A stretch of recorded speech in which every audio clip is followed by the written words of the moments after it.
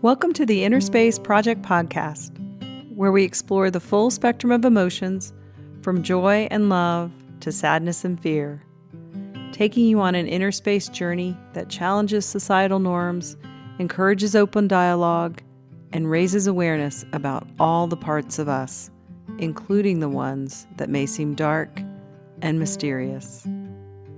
I'm your host, Dr. Patti Ashley, psychotherapist, author, TEDx speaker, and clinical trainer.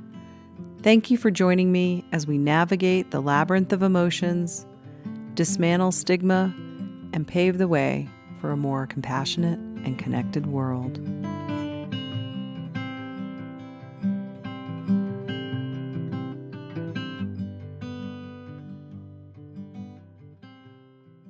Hi, everybody. Welcome to this episode of the Inner Space Project podcast. I'm Patti Ashley, your host, and I am really excited about our guest today, which I'll tell you a little bit about in a minute. But I just want to remind everybody, if you're not familiar with the podcast, that I divide it into sections: beginnings, middles, endings, and liminal space.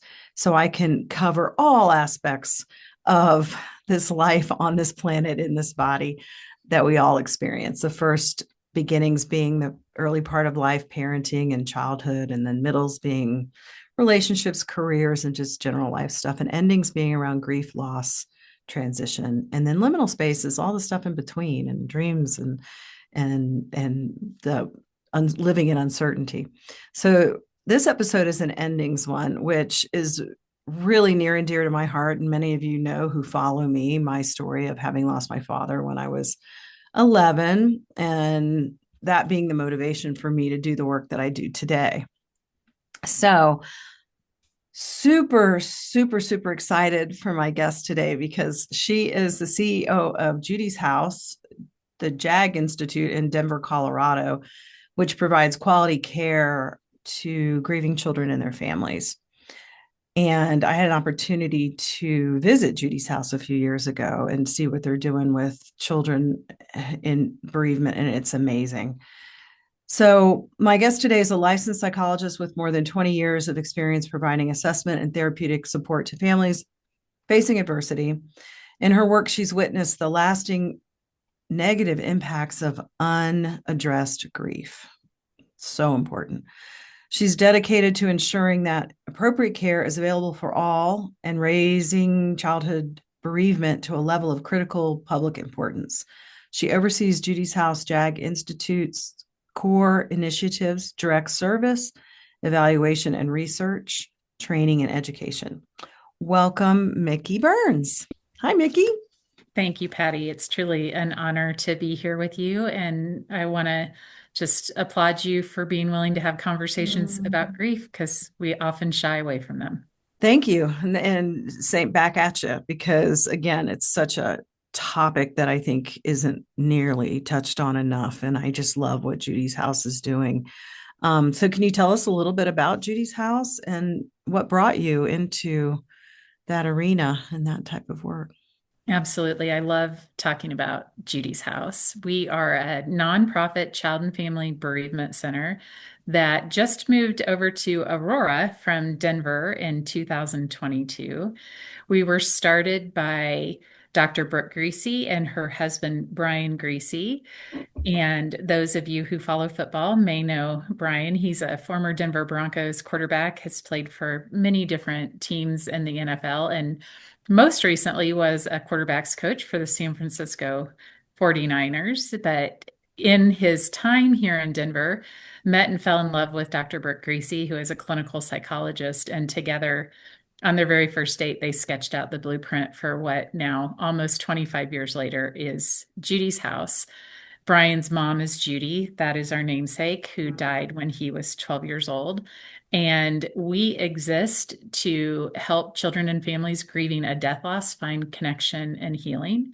And our vision is that no child should be alone in grief. And we have a lot of different ways that we approach that vision: through direct service, training and education, and evaluation and research. And all of the services that we provide to the community are offered at no cost. So it's a little bit about our organization and the services that we provide. I came to work at Judy's house back in 2012 and am a licensed psychologist, as you mentioned, who had been working in the field for many years, have always worked in nonprofit, and had really aligned my career with mission focused work and wanted to move to Colorado and be closer to the mountains. And when I saw this ad for Judy's house, applied, and it wasn't until the end of my interview when I was standing on the porch with Dr. Greasy, and she said, you know, you've been here 8 hours and you've seen a lot of what we do, but you haven't mentioned if you have your own loss experience. And it was in that moment that I was like, oh my gosh, I think I've been drawn here. I think that I'm here for a purpose. And when I was a senior in high school, a dear friend of mine was murdered, and it had a huge impact on my entire community at the time. And then I just, from there, had a series of other losses. Shortly after that, my father suffered a massive stroke that completely debilitated him and required him to have round the clock care. My mother ran to his side and sat by his bedside taking care of him. And during that time had cancer growing within her that we didn't know about. So she died shortly thereafter. And so Goodness. these kind of series of major losses as a late adolescent, young adult really shaped my life. But it wasn't until I stood on that porch with Dr. Greasy all those years later that I thought, maybe there's a reason beyond the mountains that I'm here today. Mhm.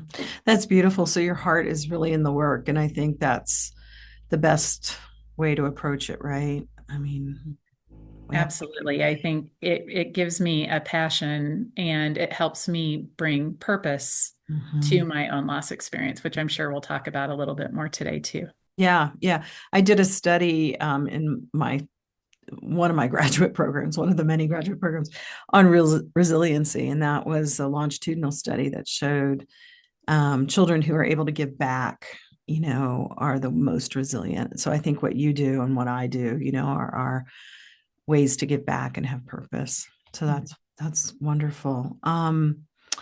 So I've heard there's some new research out on childhood bereavement, and I'm just hoping you could share with our listeners what might be helpful for them to know about that and helping children during these difficult times. Definitely. As I mentioned, one of the core initiatives that we have at Judy's house is a focus on evaluation and research. Again, Dr. Greasy, coming from a doctoral program, made sure that we built everything that we did on a foundation of research and evaluation. And so we are conducting a lot of information finding and gathering data in order to better understand this issue and how to best serve our community. One of the first things that she and Brian really endeavored to do once they started Judy's house was to understand the magnitude of the issue. So, Mm. you know, we're here in Denver, Colorado, and how big of a house do we need if we're really going to reach that vision that no child should be alone in grief? And they were somewhat shocked to find that there was no way of quantifying how many children were grieving Mm. losses within our community, specifically death losses. And so working together with a number of different statisticians and other research scientists, the team at Judy's House and JAG Institute being the Judith Ann Greasy Institute, so also named in Judy's honor, developed something called the Childhood Bereavement Estimation Model. We call it the CBEM for short. And what the CBEM tells us is that in the US, 1 in 11 children will experience the death of a parent or sibling by their 18th birthday. So when you think about your kid's classroom, and so many classrooms now have about 35 children in them, that 3 children in that classroom are likely grieving the loss of a parent or Wow. sibling. And that doesn't even count grandparents and aunts and uncles and neighbors and other individuals who are so important in their lives.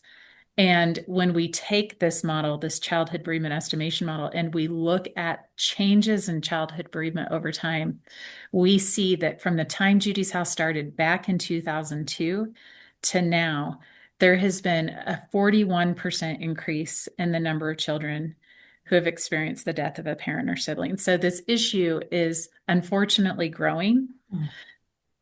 And fortunately, our awareness and our willingness to respond to bereaved families with sensitivity and compassion is also growing. So, again, lots of gratitude to you for being able to make space for this issue today.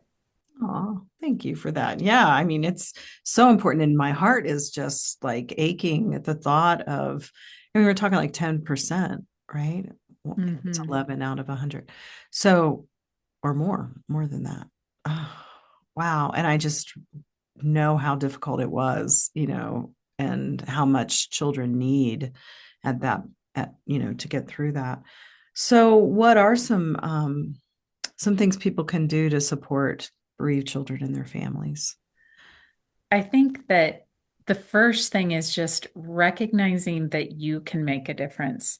So often, when somebody experiences a death loss, one of the first things you'll hear people say is, I don't know what to say, Mhm. or I can't imagine what they're Yeah. going through.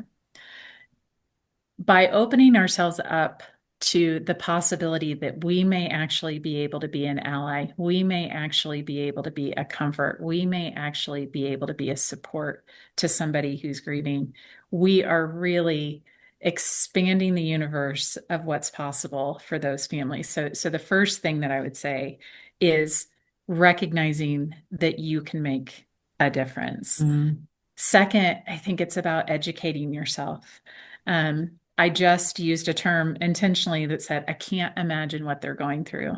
You may not be able to, it might be really hard. But one of the things that I've learned from bereaved families, and my specialization is in working with families who have experienced the death of a child, is that it's not that you can't imagine, it's that you don't want to. And so, really Mhm. taking that empathic stance of saying, let me put myself in their shoes. Like, what would it be like if I suddenly lost my partner, or I suddenly lost my child, Right. and what do I think that I would need in Yeah. that situation? And really trying to understand how much their world has turned upside down. Hmm.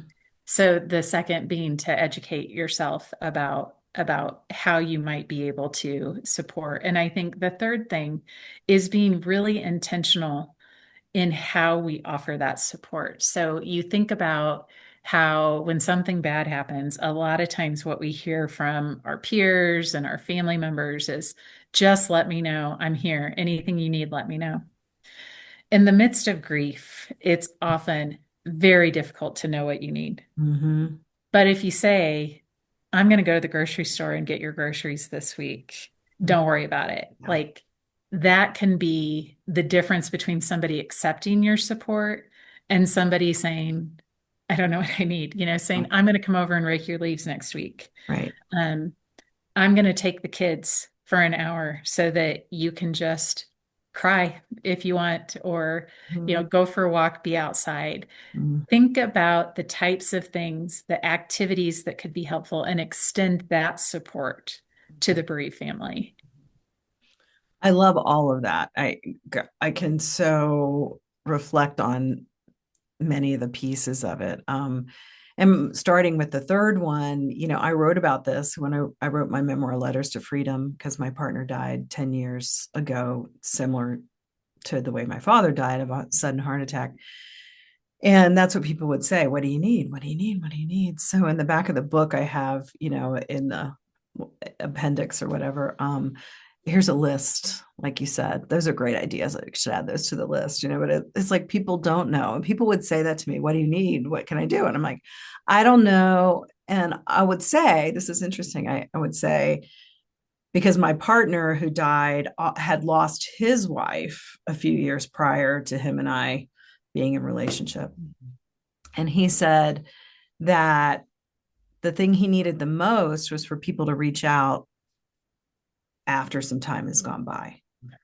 And so I said that. I said, I don't know, but Lawrence used to say, people stopped reaching out at 3 months. So very few people remembered to do that. So I'm just going to add that to the list. But, it's also like yeah, we don't know. Our frontal lobe's offline, right? We're in a trauma response when we're in grief, and we don't know what we want. And so I Mhm. love that so much.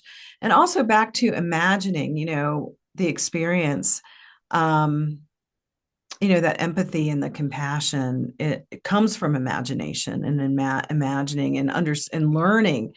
The one other thing I talk about, and I'd be curious to hear your take on this, is, we have mirror neurons in our frontal lobe. And so when we're in direct communication with another, so somebody who's in grief, this is my theory that, when I'm sharing, and I have big emotions, like I grieve well. I've learned a lifetime of grief is that you express, emote, move through it that way rather than stuffing it down. It's hard for people to witness that. Mhm. So my theory is, if I'm sharing my story and I'm crying and I'm telling the story of the loss, the other person is feeling my grief, because that's what the mirror neurons do, right? Mhm. So I'm feeling the other person's grief and it feels really, really, really bad. So what do we try and do? We want to fix it. Well, have you tried going for a walk today? I had somebody in my gym class say, have you tried Rescue Remedy? And this was like 2 weeks after he died. I'm like, no, I mean, I'm exactly where I need to be. It's like we have this mentality, which is why I think your work is so important. And I'd love to, hear more from you around that, is that how difficult it is for people to sit. I call them enlightened witnesses. We don't need to fix it. We can't take it away. We can't change it. And yet it's so difficult to sit with someone in that, which is Yeah. why I wrote the book, because I didn't want to overload my friends. So I thought I'll And start writing the stories, which is a good way to do it as well.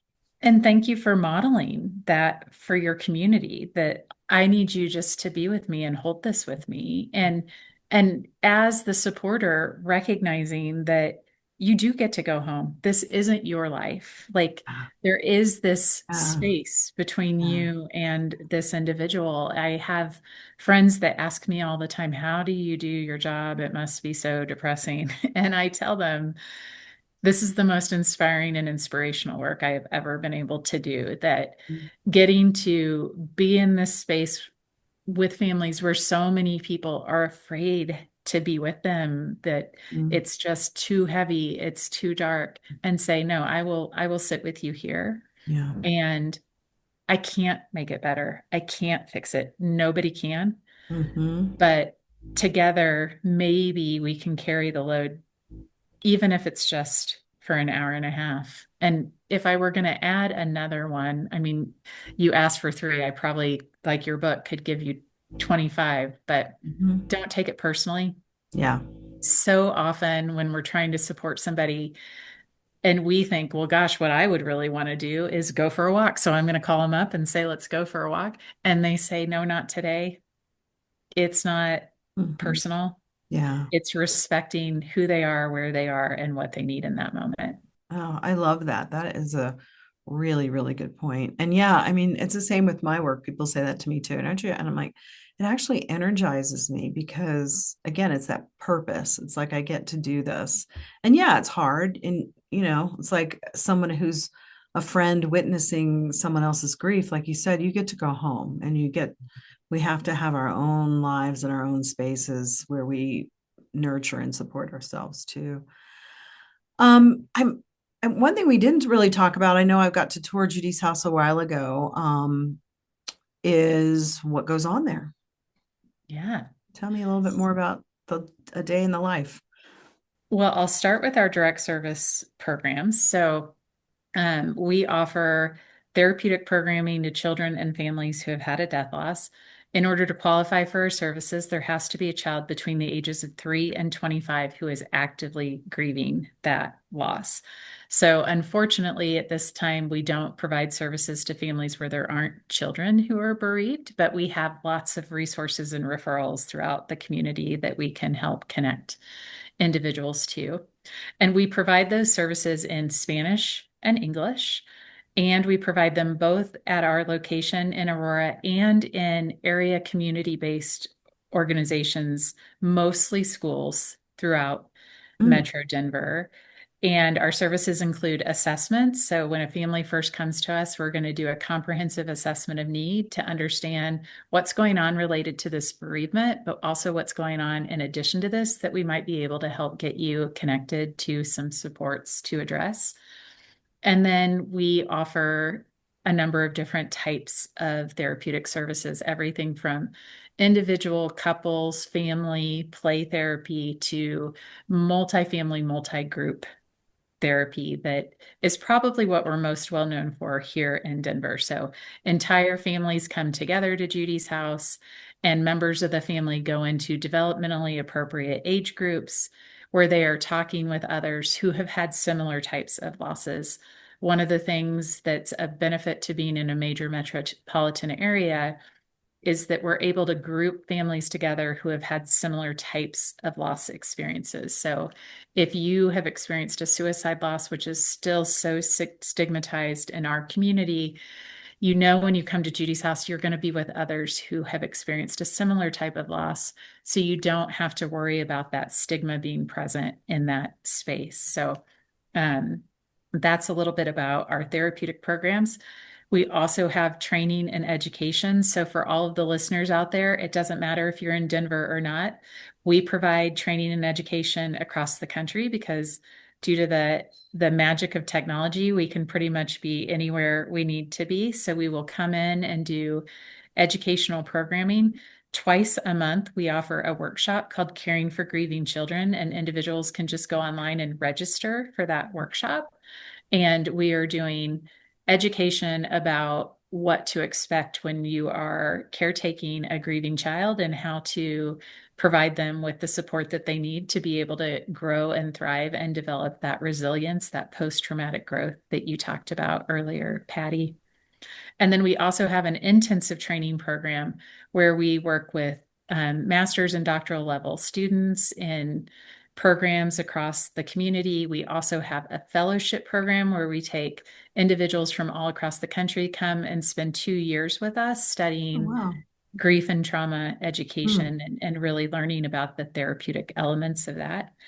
And then finally, we have our evaluation and research team. I already mentioned the childhood bereavement estimation model, which is a big part of what that team does. We also have a team that works with a group called Childhood Bereavement Changemakers, and those are individuals and entities across the country who want to do a better job of looking at how data can strengthen their programs. So they're helping programs develop program evaluation, they're helping them to incorporate data-driven decision making into their organizations, and hopefully with the outcome of really reaching that vision of no child alone in grief.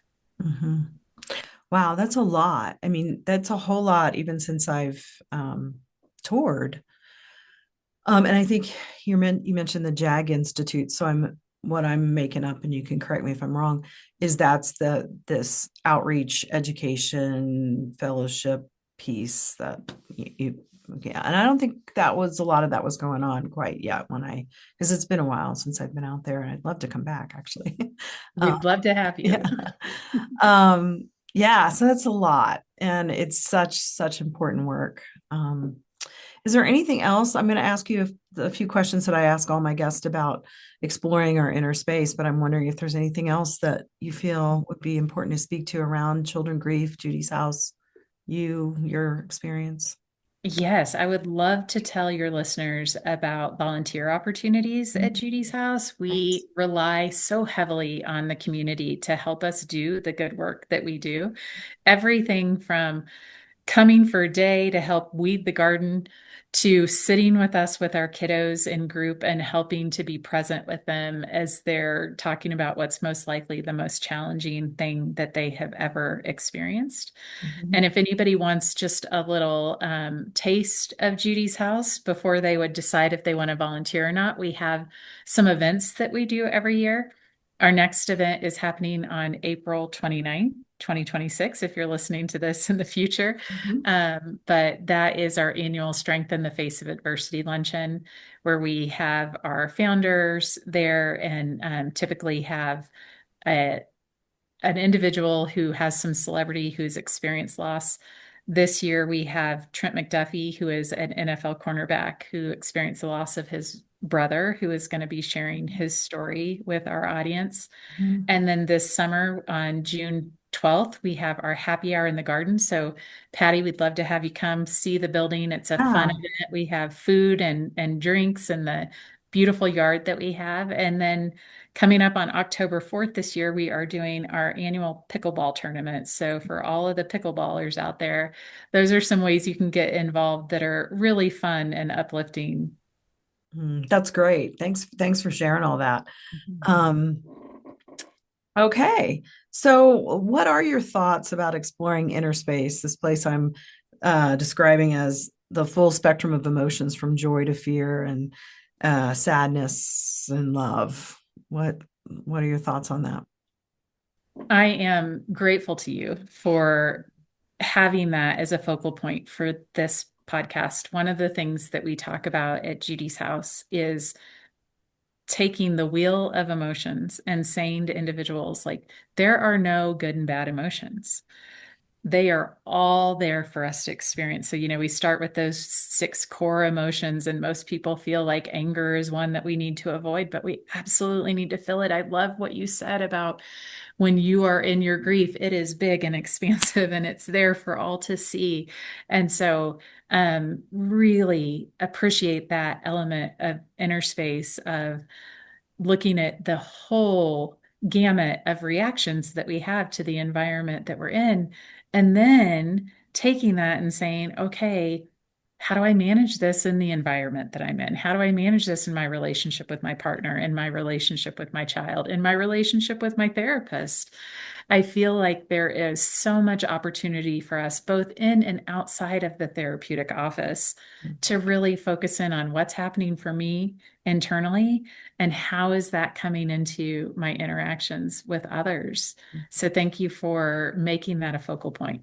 Oh my gosh, you spoke to it so beautifully. That's exactly my intention with the Inner Space Project is to help people understand that there are no good or bad emotions. And I think that we've spent years and years and years of cutting them off. Don't be angry, don't be this, don't be that. And anger is, we all know Kubler-Ross's stages of grief. We all know that anger is a stage of grief. And yet it's really hard because we don't, I always say all feelings are okay, but all behavior isn't. And I don't think there's really been that distinction for very long for people to understand that we can feel anger and not necessarily hurt ourselves or somebody else with the anger. And so then what do we do with it? So yeah, thank you for that. Yeah, that's exactly why we're here. Yeah. And um, sorry to interrupt you, but the one thing that I think as we look at grief specifically and think about those stages, we recognize that, like, that was a lovely model that Dr. Kubler-Ross put forth that talked about kind of this linear process that you go through. And for everybody in the audience who's ever experienced bereavement and grief, like you're bouncing all over from denial to anger to forgiveness. And it's just, it's not always linear, yeah. and that's okay. Yeah, yeah. And thanks for saying that. And I probably shouldn't have assumed that everyone knows what it is.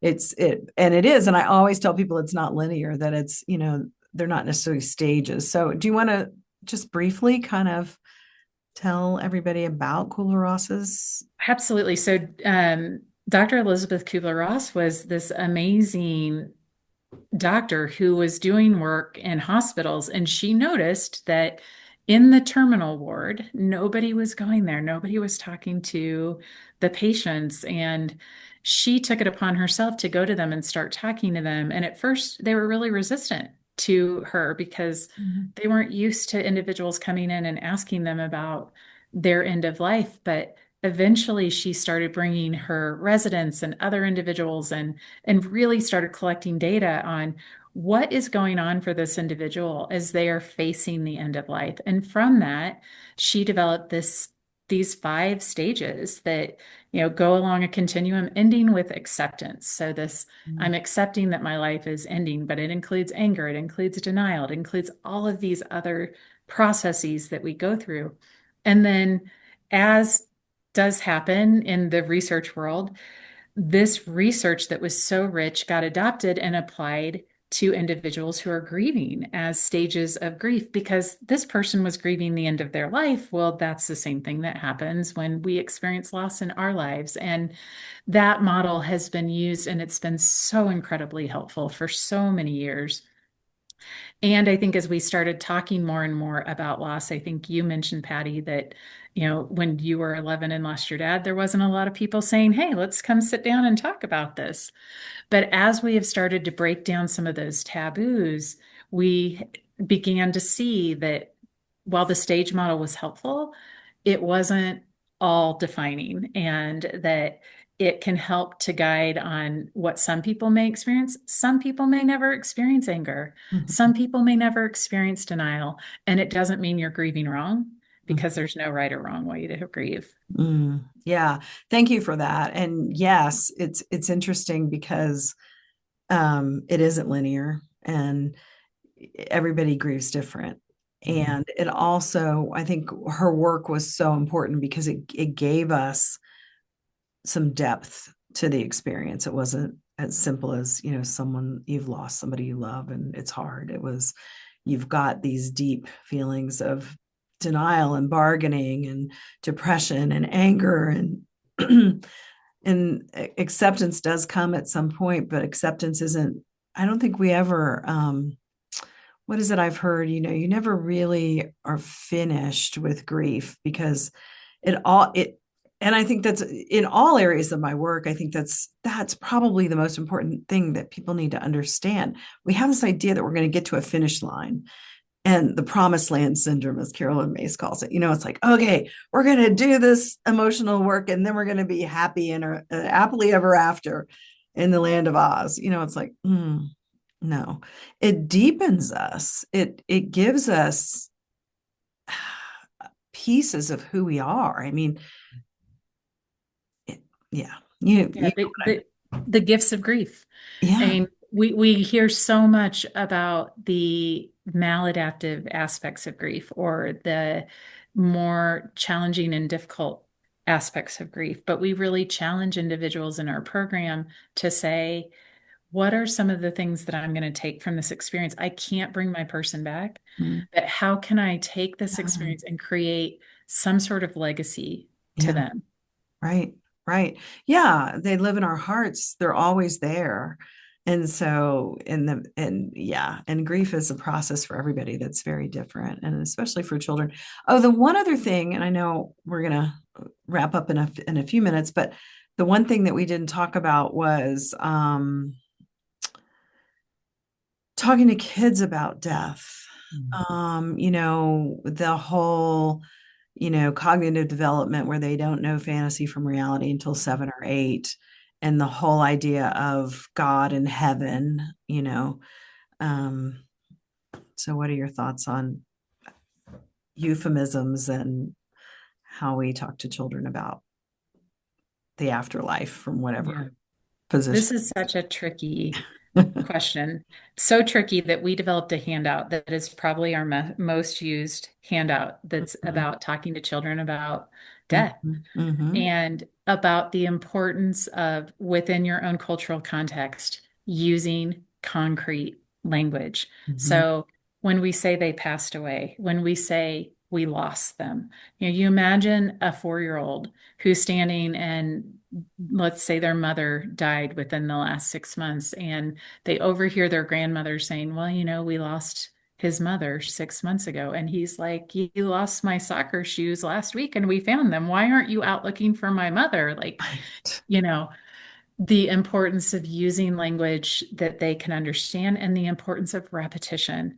So even if we've told them that, you know, your brother died and your brother died because somebody took their life, Mhm, that they may need to hear that over and over and over again. And it's not because they're wanting to put you through this difficulty of having the conversation. It's that their mind is really working to understand what happened. And Mm. at Judy's house, we tell kids that death is when somebody's body stops working. And if your body isn't working, we can't jump up and down. So then we jump up and down with the kids. And Yeah. we can't sing. Oh. And so we ask the kids to sing. And we can't, do cartwheels and all of these things. And then we show them pictures that we cut out of magazines of things that are dead and things that are alive. I love And we it. have two baskets and we have them sort, like here's a fishbone. Okay, the fishbone goes in the dead tray. Here's a beautiful plant that's alive. This goes in the alive tray. And we help them to Oh, understand love it. the basics. And then you asked about that magical thinking that happens with kids. We also really encourage families to think about what are our beliefs? What is our philosophy? What are the religious and cultural aspects that influence what we believe about the afterlife? And then sharing that with children, but recognizing that we need to also share with children that their job right now is to be here on this earth with us, that that we need them to live the best life that they can here, regardless of if you believe in heaven or reincarnation or whatever that belief system is. Because what we see from children is they come in and they say, well, I don't want to hurt myself or kill myself, but I just thought I could die for a minute and go be with them in heaven, and then I'll come back. Hmm. And so having those honest conversations with them and not pathologizing that belief that that's possible, but providing the education and guidance that they know that their job right now is to be here and play and learn and advance. Hmm. I love that. And I think the thing that parents or adults often do with kids is they try and protect them. We don't want to talk about it because we don't want to upset them. And I think that makes it worse. I know that was my experience because then I went into shame. Like I got all these feelings, I don't understand them, and nobody wants to talk to me about it. So you know, um, and also the developmentally appropriate language to use for these little ones around, you know, type of death, like their heart stopped beating, or, it's okay to say those things. You don't want to go into, you know, massive cardiology, with Right. a 6-year old, but you can say their heart stopped working, and it is not going to happen to people typically until they're really, really old, and sometimes, but just to kind of give them a framework. um anyway, I know we could go on and on and on. I just love this conversation, and I know, be respectful of your time and just kind of wrap up with the last two questions about inner space. So how do you think raising mental health awareness actually impacts individuals and communities? And we've talked a little bit about it, but maybe there's more you want to say. Well, again, gratitude to you, Patty, for asking the question about how mental health impacts individuals and communities. Mental health is not an individual concept, it's a community concept. When I think about public health and I think about our responsibility to one another, it's about creating a world where we can be accepting of the fact that we all are going through something, right? Mm-hmm. And so, how do I go into the world each day with a compassionate, caring heart that cares not only for myself and my loved ones and the people that I know what they're going through, but also for that person that cut me off in traffic, right? So I feel like by educating ourselves about the various types of ways that we can create a more sensitive world, the 90-second rule, like always taking a pause before we respond to something, we can really increase the amount of care that we are extending to one another. I love that. Thank you so much. And okay, can you leave us with a tool or a tip that you might recommend to help foster emotional literacy and agency? Well, I feel like you gave the best tip of the talk today, Patty, which is that our job is not to fix it. Our job is to be present with it. And so if there's anything that you can do to support somebody who's grieving or even yourself, it's to allow yourself to be present with it and be in it and not try to stuff it down or close that door, because the way we are able to manage it is by moving through it, as you said. Mm. Thank you. And not an easy task. So I really appreciate the work that you are doing and all of your team at Judy's house and everything that you do. It's amazing because this is delicate and very tender territory that we're walking on when we talk about the loss of a parent or any loss really. So thank you so much for your time, Micki. And yeah, we'll have your contact info on the podcast. And yeah, thanks again for being here. We appreciate it. Have a wonderful day. Thanks, you too. Bye-bye.